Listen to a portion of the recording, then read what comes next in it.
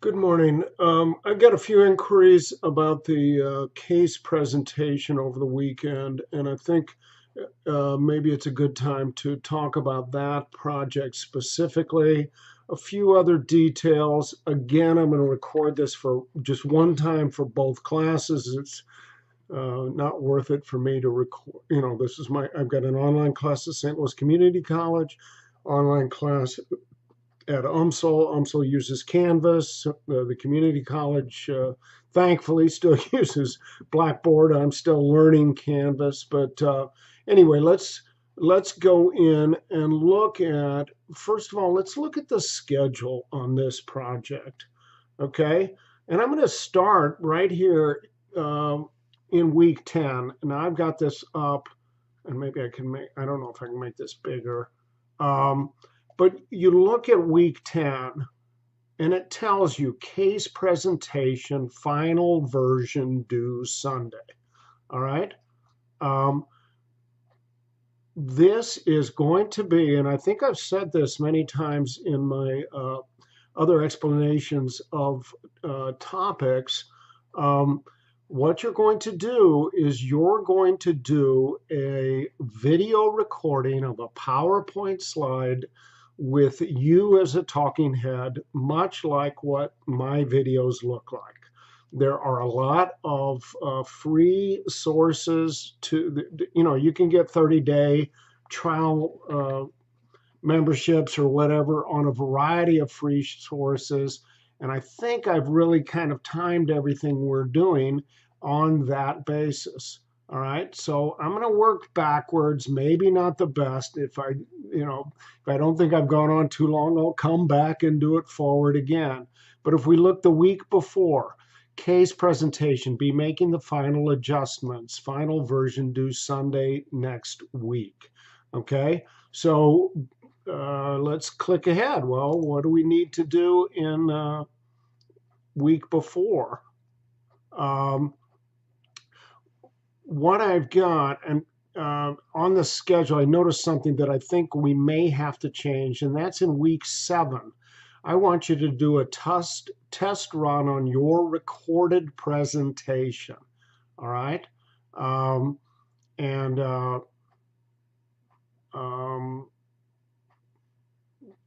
what I've got here is posted for feedback in the mock trial discussion board. And I may not have this. Yeah, I guess I don't. It's a little hard for me to navigate in Canvas. I have to go back into the site. I don't like Canvas and its navigation. There's probably an easy way, but I haven't found it yet. I think I'm going to create a separate discussion board space, and that will likely, at least for the UMSL people, be in that people tab, but then I'm going to try to create discussion board spaces for the initial submission where you get feedback from other people, as well as the final submission. So anyway, let's jump up to the front. I may not have planned this well, but what I was getting people feeding back from, or saying, where do I post my 3 to 5 sentence summary of the facts? You post them to yourself. I want you to, what I'm really trying to do with a lot of the schedule stuff is just keep you on track. This is another almost semester long assignment. I got kind of a panicked email from a student. I want to be done with this. Well, you're not going to be done with it till week 10. And, maybe you could knock it out and it'd be out of the way. And you can. I'm not saying you can't, but we're going to all post it at that point in time. And I think some of, a lot of the learning of this is the things sort of flow into one another, if you will. You'll learn stuff in the mock trial that'll help you on your Clark case analysis and might help you in your legal research project and might help you in your textbook readings. This is a process. It's not a chop, chop, chop, chop, chop. Hey, I'm done with that project and I'm out of the way. I get from a grading standpoint that makes some sense, but that may not really be what you want to do. I'm not going to click on links here. I'm not sure exactly what I've got in my links, and every time, oh, okay. That looks like it links to a YouTube video. Those apparently work. Some people were having trouble downloading files. And some of these files are a little bit on the old side. They may be Office 7. So if you're struggling with downloading, try this. It may or may not work. But what I did was I right-clicked on the, and I know on a Mac, right-clicking is really hard. I don't get why Mac does that. And then I save link as. The person who's reporting all this difficulty, I think has attempted that and it doesn't work. I will likely reload these. Ultimately, what I've got here is in assignments, and I'm going to go back there. And this will be pretty close to the same in at St. Louis Community College. When we're done sending our video out, I grade it and 4 students grade it. Now that number of students grading may change because, as you've seen, this is a hard class and it makes great demands on you. And a lot of students drop this class. So that by the time we get to week 10, I don't know how many students we're going to have. Now, I can maybe hear people talking that, oh yeah, well, I would drop this class too. College is not meant to be a simple process. It's meant to be something that really sets you apart. Perhaps my class is more difficult than it needs to be. I can grant you that. But the success rate for the people who do what I ask them to do is really pretty strong. I'm not saying it's perfect. They're very far from that. And this is weird to me. I don't see how you submit the file that I want you to give me. And I'm going to record a separate video on that when we get closer to the grading. But I want to show you what the grading rubric itself looks like. So, as you go through that case presentation in our schedule, look at each one of them. Maybe I should back up a second. Let's go back. I'm asking you in week 4, identify not more than 3 main legal issues of interest. You are teaching that case to us. So you've got to think about, what would my audience want to know? Who is my audience? What are they going to want to know? All right. I've got a case presentation, make a rough draft PowerPoint slide presentation using EIARAC. I explain that over here to the side. Okay, that's something we use a lot. I think I teach it to you in the legal research project as well. So I'm asking you to get this stuff done. I thought I had a case brief in here, but I'm not seeing it. So I must have dropped that out. So don't worry about that. So really, the only thing you've got to post ever is and you don't have to post the test run, but 90% of the successful students posted a test run. 100% of the unsuccessful students didn't. I mean, their videos failed, and when I and the other students went to open them, there wasn't anything there.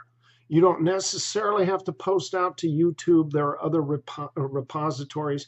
I use YouTube because it's kind of convenient for me. All right, so that basically finishes that.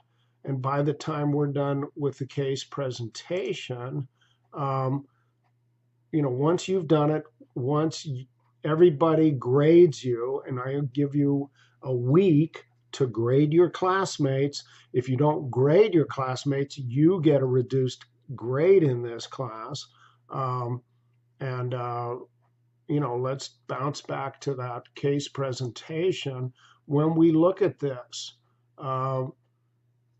you've got to send in your PowerPoint slides and the Excel sheet file, digital format with grade point totals inputted for each grader.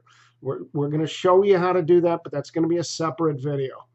And notice, failure to submit one or more of these files. Okay, you can read, that's in purple. That's meant to be read. It looks like summary entry of a grade of 60%. This is, and maybe I don't follow my own advice. I can hear people going, oh, your files don't work. Yeah, well, they work on my computer, and if you want to see that, let's watch it. Because if I click on this and save link as, boom, it operates this way. I'm not going to go any further. You may need absolute proof, but that's how I got this file. That's that file. All right. So when we go to grade people, we're going to use a scale of 1 through 6, but we're not going to use the 1, 2, and 3. We're going to use 4, 5, 6. And these are the things you're going to be graded on. Visual aids. What do your PowerPoint slides look like?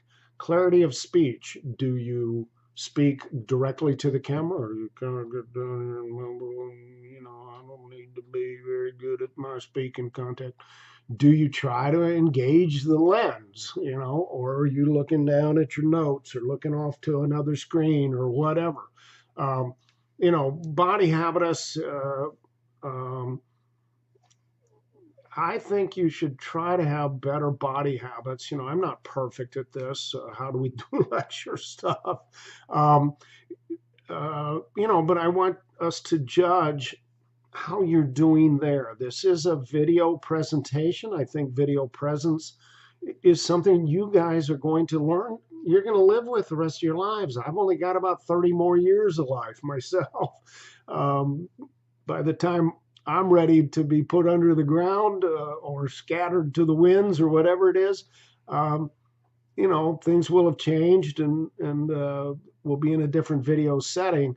But there's a lot of video conferencing, other things going on. And this is kind of a way to get you to judge how you do. And you don't have to use PowerPoint. I use PowerPoint. There are a lot of presentation software, but you've got to use slideshow software or presentation slide software. One of the ones that most students miss on is questions. Did you have questions for your audience during your presentation? It's an old trick that draws your audience in. Tell them, ask them, what do you think the outcome was based on these facts? What do you think the issues were? Well, here are some of the ones I thought of. It just kind of helps the audience feel like they're part of this, even though it's remote. Attention. In a live classroom, I look around and I look at if anybody's nodding off or on their cell phone or whatever. And I make a note for you that you lost your audience. One of the ways we can look at most PowerPoint presentations should last less than 12 minutes in my estimation. Some of them go on for an hour. I found that in my first life insurance class, every time I lectured with PowerPoint for more than an hour, I had 2 students asleep, period. It was just, and I'm not the most dynamic speaker, I grant you that, but are you keeping are you using a few tricks? Are you jazzing up your PowerPoint slides? Like in the visual aids thing here, I'm looking for misspellings. I'd like to see some clip art. Something to make them a little different, different backgrounds, different format.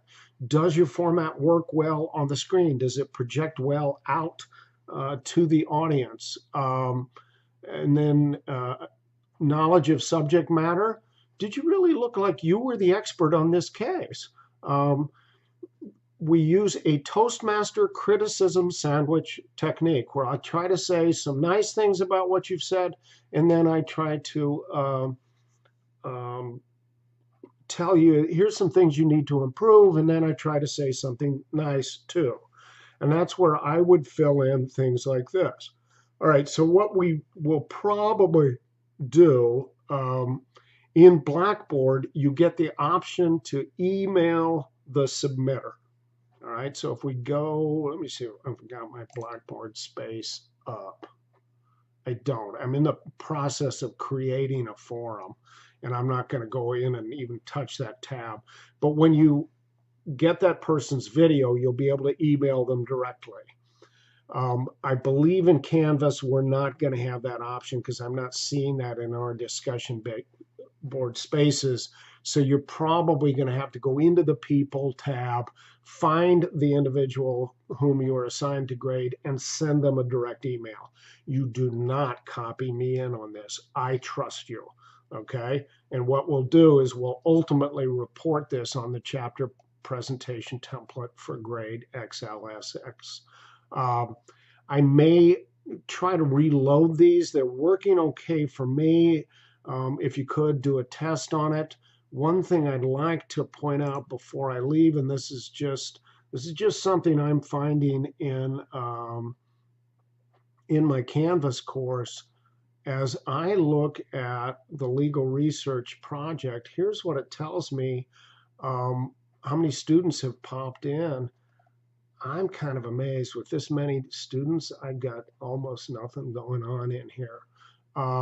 That's not a good way to proceed. You really should have stuff going on here. Very much same thing going on in the mock trial. You should already have some posts in here. Everything in this is a digital age. It's all time and date stamped. It's, sorry, I gotta get this out of here because it's got everybody's name. I'm sorry, I didn't realize that. And anyway, I'm gonna get out of here, go back there, it won't load. So that's kind of the case presentation, kind of quick and dirty. We'll have, I think I may have one on how to do the Excel spreadsheet. Students struggle with that spreadsheet. I understand that, but my purpose is to give you a little bit of exposure to Excel so that when you go in for an interview and they ask you, well, what kind of software can you utilize, you ought to be able to say, I can utilize everything in Office. I'm not real good at Excel, but I can kind of make it do some things. I can do some very basic things in it. That's better than saying, well, I don't know what to do in Excel. I can't open it. I can't, that's going to get you put to the bottom of the line. You may or may not need Excel the rest of your life. I understand that, but I'm amazed. I teach in the finance department, and I teach students who in their graduating year, and they had to take some introductory classes before me, had not worked in Excel. I'm just shocked at that. Anyway, we'll get to that later. I think I've already recorded a video on that.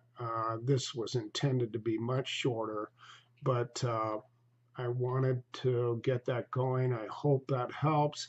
Any questions, please email me or text me, and I'll talk to you all soon. Bye.